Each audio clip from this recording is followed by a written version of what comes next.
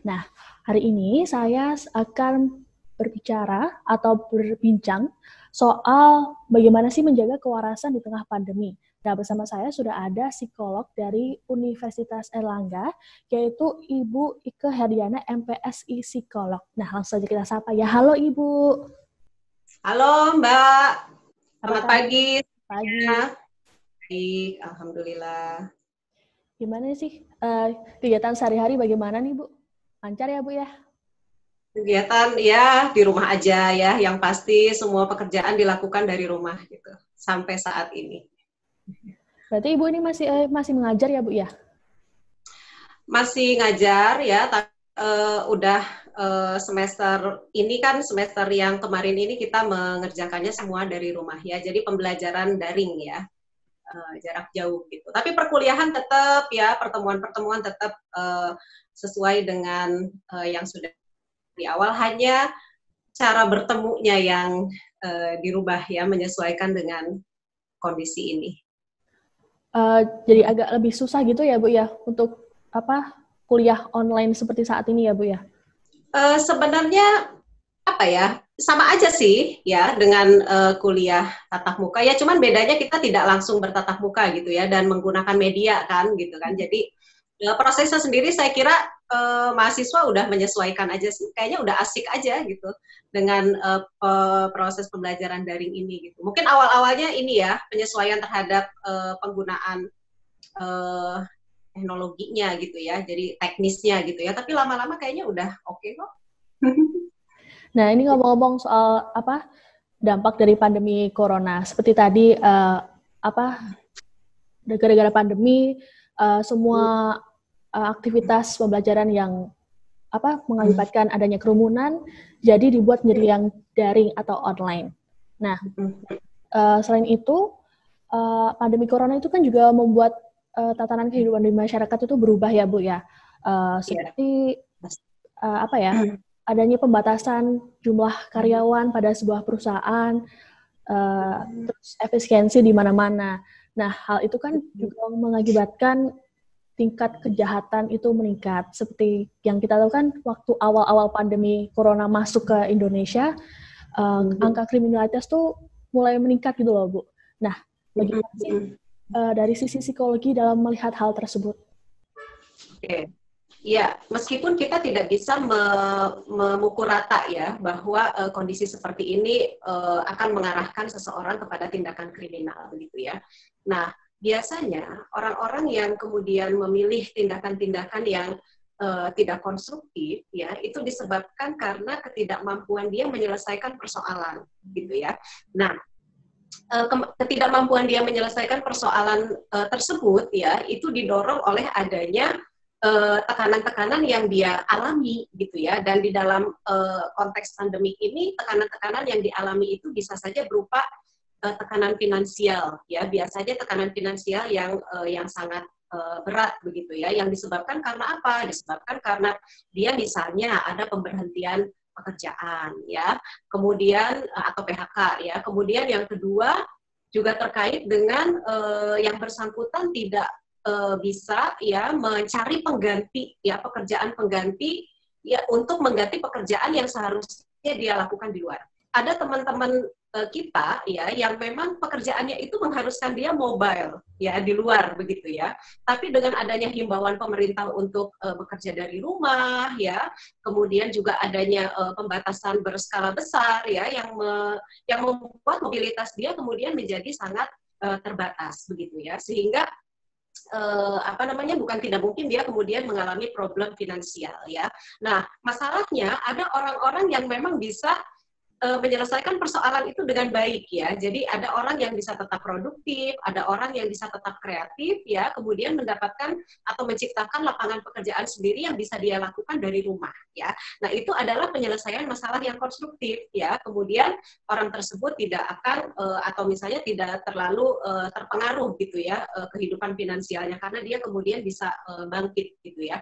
Tapi ada orang-orang yang semakin terpuruk ya, dia tidak mampu menyelesaikan persoalan yang terkait dengan tekanan finansial tersebut gitu ya. Nah, orang-orang seperti inilah yang bisa mengarah atau mendorong dirinya untuk melakukan tindakan-tindakan yang kurang konstruktif, ya itu sebabnya kemudian dikaitkan dengan adanya tingkat kriminalitas yang tinggi seperti itu di masa pandemi. Begitu, Mbak. Tadi ngomong-ngomong soal pengangguran dan juga PHK, apa sih yang harus dilakukan oleh seseorang yang berada dalam posisi tersebut? Misalnya kalau yang tadi kan ada orang yang bisa berpikir kreatif untuk, kalau misalnya saya sudah tidak bisa bekerja, berarti saya bisa melakukan hal yang ini. Nah, untuk orang-orang yang mungkin belum bisa berpikiran seperti itu, apa sih yang harus dilakukan? Oke, ya. Yang pertama yang harus dilakukan tetap tenang, begitu ya. Tetap tenang ini artinya ya memang masalah itu datang kepada kita gitu ya, menghampiri kepada kita. Tapi kita coba tenang, kita coba mengendalikan pikiran kita, begitu ya. Kita lihat bahwa situasi seperti ini tidak hanya dialami oleh kita sendiri, gitu ya. Tapi banyak juga orang-orang yang mengalami, begitu ya. Kemudian fokus ya pada apa yang ingin dilakukan saat ini, gitu ya. Jangan fokus pada keterpurukannya, apalagi sampai menyalahkan orang atau menyalahkan pihak-pihak lain, gitu ya. Kita tahu bahwa problem pandemik ini sangat kompleks, begitu ya. Kita tidak bisa hanya melihat sebab akibat dari satu hal, begitu ya.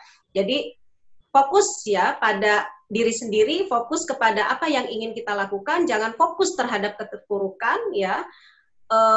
Jangan juga fokus untuk menyalahkan pihak lain gitu ya atau orang lain ya. Nah, yang ketiga, jangan menarik diri dong. Ya, jangan mengurung diri. Jangan merasa minder gitu ya, merasa ini adalah akhir dari dunia misalnya seperti itu. Jangan begitu ya. Nanti arahnya itu nanti kan ke depresi dan lain-lain ya. Jadi jangan sampai mengurung diri, jangan sampai menarik diri begitu ya. Dan harus mengembangkan optimisme ya bahwa saya bisa melalui semua ini begitu ya. Nah, yang keempat, jangan sampai putus hubungan dengan orang lain gitu ya. Jadi harus terus mencari dukungan dari keluarga yang paling mungkin ya, karena sekarang kan semua dari rumah begitu ya, jadi dengan keluarga tetap harus solid begitu ya, mengajak keluarga untuk sama-sama berpikir apa yang bisa dilakukan ke depan begitu ya, membuat strategi ya, kalau seperti ini kira-kira apa yang bisa dilakukan ya oleh saya, oleh keluarga begitu ya, atau meminta dukungan dari keluarga besar ya juga itu tidak salah ya. Meminta dukungan dari teman-teman itu juga tidak salah begitu ya. Jadi itu justru terkoneksi dengan orang lain itu yang paling penting begitu ya. Sehingga ya bisa mendorong kita untuk tetap produktif di rumah ya. Jadi kalau misalnya kita sudah bisa melakukan sesuatu ya yang menghasilkan ya, kemudian yang memiliki dampak ekonomis, misalnya begitu ya, yang memiliki dampak finansial, ya, sekecil apapun itu, ya, meskipun berbeda dengan latar belakang pekerjaan kita yang dahulu, maka itu harus diapresiasi. Ya, contoh, dulu kita bekerja di kantor misalnya, ya, enak, semua enak, kita ada di meja, ya, kemudian ada orang yang melayani dan lain-lain. Tiba-tiba kita kena PHK dan harus di rumah. Ya, lalu di rumah itu misalnya keluarga mendukung untuk membuat usaha kecil, misalnya jualan makanan, misalnya seperti itu. Ya, tolong jangan membandingkan kondisi saat ini dengan kondisi ketika kita masih di kantor. Gitu ya. Jadi jangan membandingkan itu, gitu.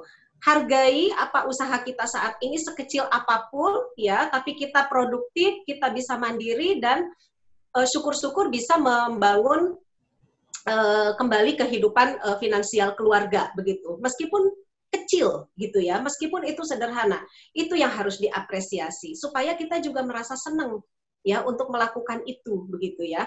Jadi sedikit demi sedikit kita akan keluar dari problem itu. Saya kira seperti itu. Berarti dukungan dari orang-orang terdekat seperti keluarga atau mungkin pasangan itu sangat dibutuhkan gitu ya Pak ya? Penting sekali ya. Kenapa? Karena sekarang kan kita area sekarang lebih banyak di rumah bersama keluarga gitu ya. Jadi anggaplah keluarga saat ini adalah betul-betul support sistem kita yang paling setia gitu ya, selalu ada gitu di rumah gitu ya. Nah, itu yang harus dipahami. Ya, tolong tidak membandingkan ya. Pokoknya fokus sekarang kepada pengembangan diri, fokus kepada apa yang ingin kita lakukan ya, meskipun itu hal sederhana, hal kecil dihargai, diapresiasi. Ya. Jadi itu yang paling penting gitu ya. Tapi kalau misalnya Bu, di dalam keluarga itu ternyata juga ada yang mengalami kondisi yang serupa. Jadi sesama anggota keluarga tidak bisa saling mensupport. Terus kalau seperti itu bagaimana, Bu? Ya, saya kira setidak supportnya keluarga, ya saat ini kita berada di dalam ruang dan waktu yang sama dengan keluarga kita, begitu. Ya, sama-sama mengalami kesulitan, sama-sama sedang mengalami krisis, ya, misalnya, atau sama-sama baru di PHK, misalnya seperti itu. Kenapa tidak kita membangun bersama, gitu ya? Kita bicara bersama, membangun strategi bersama keluarga, begitu ya, untuk sama-sama keluar dari masalah itu, ya. Jadi jangan sampai blunder di dalam keluarga, hanya fokus pada masalah. Coba sekarang ubah mindset-nya, fokus pada solusi, gitu. Jadi tolong pahami bahwa ya situasi seperti ini sebenarnya mengajarkan bahwa sepertinya kita harus kembali ke keluarga, gitu ya. Situasi pandemik ini, salah satu pelajaran yang bisa diambil dari situasi pandemik ini adalah ternyata keluarga adalah orang yang betul-betul tempat kita berpulang, begitu ya. Ya, tempat kita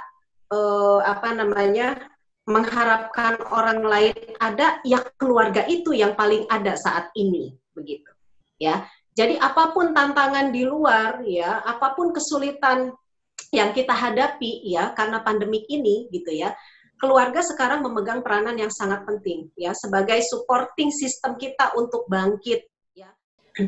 Nah, ini kan untuk orang-orang yang mungkin yang bisa yang di PHK, atau mungkin orang-orang yang bekerja dari rumah. Nah, untuk orang-orang yang terpaksa bekerja di luar, di lapangan, pasti kan punya pikiran-pikiran yang, aduh gimana nih kalau misalnya saya ketularan, saya membawa virus ke keluarga, bagaimana sih cara untuk mengurangi overthinking seperti saat itu? Iya, saya kira kondisi overthinking saat ini adalah kondisi yang bisa dikatakan wajar ya. Wajar itu dalam arti karena kita menghadapi ketidakpastian. Gitu ya. Kapan pandemik ini akan berakhir kita nggak tahu. Dan pada beberapa orang ya, ketidakpastian ini juga kemudian bisa mendorong adanya rasa frustrasi. Ya.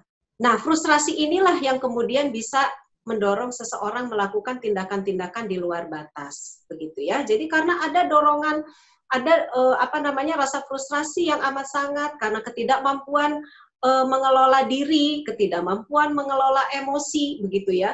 Apa yang harus dilakukan saat ini dengan ketidakpastian ini, begitu. Saya kira banyak orang yang mengalami seperti itu, begitu ya. Sehingga apa sih yang harus dilakukan ya orang ketika dia misalnya tetap harus bekerja keluar, begitu ya. Yang pertama, tetap menjaga protokol kesehatan. Itu yang paling bisa kita lakukan. Ya. Kita nggak bisa ngontrol orang lain gimana, begitu ya. Tapi kita bisa mengontrol diri kita sendiri. Ya, kalau kita sudah disiplin ya dengan protokol kesehatan, ya menggunakan masker, cuci tangan, ya kemudian menjaga jarak aman dengan orang lain, ya saya kira itu adalah upaya-upaya yang bisa kita lakukan untuk meminimalisir rasa takut kita, ya terhadap penularan, begitu ya. Nah, kemudian yang kedua, jaga pikiran, ya. Jaga pikiran, jangan sampai drop, jangan sampai terlalu banyak memikirkan hal-hal yang negatif, ya. Kalau kita sudah berusaha menjaga protokol, ya, saya kira pikiran kita juga harusnya terkoneksi menjadi lebih positif, gitu ya. Bahwa saya sudah berusaha menjaga diri, saya sudah berusaha pakai masker, saya sudah berusaha menjaga jarak aman, ya, secara fisik dengan orang lain. Ya, sehingga kemudian apa yang sudah saya lakukan itu saya pikirkan menjadi sesuatu hal yang positif, gitu, ya. Insya Allah saya bisa tetap sehat dengan saya menjaga protokol ini, gitu ya. Jadi pikiran, ya semua masalah mental itu berangkat dari pikiran, begitu ya, dikelola pikirannya, begitu ya. Lalu dikelola emosinya. Nah, gitu ya. Ini mengelola emosi ini juga bukan hal yang mudah ya di dalam situasi seperti ini. Rasa cemas, rasa takut, rasa kecewa itu campur aduk sekarang di dalam perasaan kita, begitu ya. Ya. Nah, kita coba dari perasaan-perasaan yang muncul ya saat ini, kita kan boleh memilih gitu ya. Kita mau merasa hal seperti apa? Kita mau merasakan apa pada saat ini? Dampaknya apa? Kalau kita merasa negatif, dampaknya ke tubuh kita juga nggak enak, ya, cemas terus, ya, paranoid terus, gitu ya. Kalau istilahnya sekarang parno terus, begitu ya. Kemudian takut terus. Apakah kita mau membiarkan perasaan negatif itu merusak diri kita, begitu ya? Atau kita mau men-switch, ya, apapun yang sudah saya lakukan saat ini, meskipun saya harus kerja di luar, tapi karena saya sudah menjaga protokol kesehatan, ya, kemudian saya merasa tenang.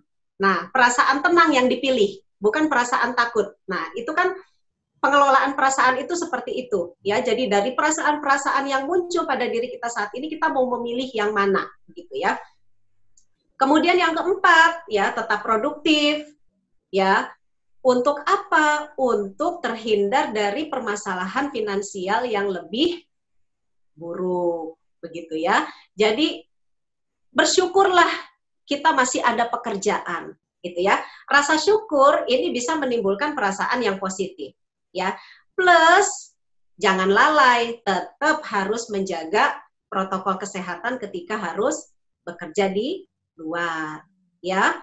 Lalu kemudian dengan bekerja di luar ada benefitnya juga, kita masih ketemu orang, kita masih terkoneksi dengan orang lain, ya, seperti itu. Ya, dibandingkan dengan orang yang harus di rumah saja, misalnya seperti itu ya, kita masih bisa ketemu sama teman, ya, tapi tetap harus jaga protokolnya. Bisa bertemu temannya, bonus emosi yang positif. Nah, gitu ya, jadi itu bonus positif, bonus emosi yang positif ketika kita masih bisa ketemu teman, ngobrol, bercanda, begitu ya, tapi dengan tetap menjaga jarak, itu adalah menimbulkan rasa senang di dalam diri kita, gitu ya. Nanti kalau rasa senangnya dijaga, imunitasnya juga naik, gitu. Ya, jadi kalau rasa bahagianya dijaga, imunitasnya nanti akan naik, ya. Nah, selain kehidupan sosial, ya, kerja di luar, ya, itu sedikit banyak menimbulkan cemas. Ya, salah satu kecemasan bisa rilis, ya, itu salah satunya dengan pendekatan spiritual. Nah, gitu ya. Jadi tahap terakhir ya, bagian yang terakhir ya, itu adalah kehidupan spiritualnya jangan sampai lolos. Nah, jangan sampai loss gitu ya. Tetap harus ada supaya apa? Kedekatan kita dengan Tuhan ya, kemudian disiplin kita melakukan ritual-ritual yang mendukung spiritualitas kita ya, itu bisa menimbulkan ketenangan di dalam diri kita, begitu ya. Saya kira itu yang mungkin bisa diperhatikan untuk teman-teman yang masih bekerja. Nah, melanjutkan yang tadi, gimana sih cara orang dalam menyemangati orang lain yang dalam kondisi terpuruk saat pandemi saat ini? Misalnya kan kebanyakan orang kan biasanya menyemangati orang tuh kayak sabar ya, semangat ya, itu kan kata-kata yang biasa. Ada contoh kalimat lain nggak sih, Bu, yang bisa membuat orang itu menjadi semangat lagi? Jadi gini, kalau misalnya kita bertemu dengan teman kita yang kesulitan, begitu ya, karena terdampak dari pandemi ini, ya, maka yang paling penting untuk kita lakukan itu adalah memvalidasi perasaannya. Kenapa? Karena yang paling kelihatan ya dampak dari pandemik ini kan sebenarnya mengombang-ambing perasaan kita, gitu ya. Jadi rasa takut, rasa cemas, rasa kecewa, gitu ya. Itu adalah hal yang wajar yang muncul pada saat ini. Maka kita boleh memvalidasi ya perasaan yang kamu rasakan, bahwa kamu takut, bahwa kamu cemas, bahwa kamu kecewa, itu semua orang merasakan. Misalnya termasuk saya juga, misalnya seperti itu. Ya, jadi itu perasaan yang wajar yang muncul pada saat ini, begitu ya. Sampai kemudian yang bersangkutan merasa, oh iya ya, saya nggak sendiri, gitu ya. Saya rupanya ada kawan juga, begitu ya, yang merasakan hal yang sama. Itu berarti sudah tervalidasi perasaannya. Dampaknya apa kepada yang bersangkutan? Dampaknya relatif menjadi lebih tenang. Gitu ya. Ketika sudah tenang, langkah berikutnya adalah mengajak dia bicara. Tapi bukan lagi membicarakan tentang rasa takutnya atau perasaannya, tapi lebih baik membicarakan hal-hal yang sifatnya mengajak melakukan sesuatu yang produktif. Ya, misalnya kira-kira enaknya kamu bikin apa ya gitu ya sekarang misalnya seperti itu. Jadi ya, dialihkan seperti itu ya. Ya, apa yang bisa saya bantu misalnya, ya apa yang mau kamu lakukan berikutnya gitu ya. Ada ide enggak gitu ya. Nanti kemudian kamu boleh memberikan ide yang lain gitu ya. Sehingga kemudian di situ ada relasi yang positif, ada koneksi yang positif yang mungkin bisa saja memunculkan sebuah ide atau pemikiran yang positif. Ya, jadi saya kira seperti yang tadi sudah saya bilang di awal, tolong untuk saat ini fokus kepada pembicaraan-pembicaraan solutif. Ya, jangan fokus kepada masalah. Begitu. Saya kira itu mungkin yang penting.